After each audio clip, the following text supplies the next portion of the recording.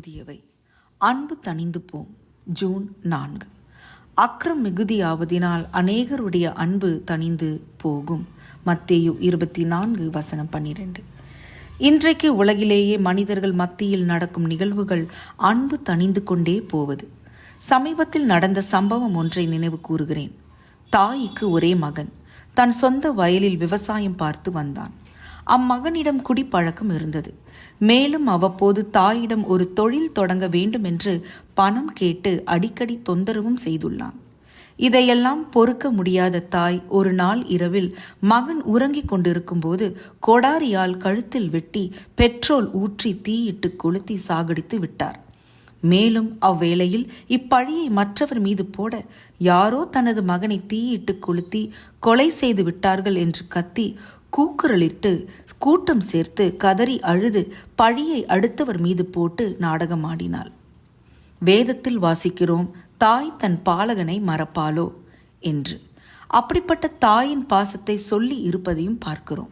ஆனால் பெற்ற தாயே மகனை கொலை செய்த சம்பவம் உலகில் அதிகரித்து கொண்டே செல்கின்றது. அமெரிக்காவில் ஒரு வருடத்திற்கு சுமார் 500 பிள்ளைகள் சொந்த பெற்றோரால் கொலை செய்யப்படுவதாக அறிக்கை சொல்லுகிறது. இது அந்நாட்டில் மட்டுமல்ல, எல்லா நாடுகளிலும் இச்சம்பவம் அதிகரித்து வருகிறது. இதை பார்க்கும்போது இயேசுவானவர் சொன்ன செய்தி தன் வருகைக்கு முன்பாக அன்பு தணிந்து போகும் என்று சொன்னது நிறைவேறி கொண்டிருக்கிறது.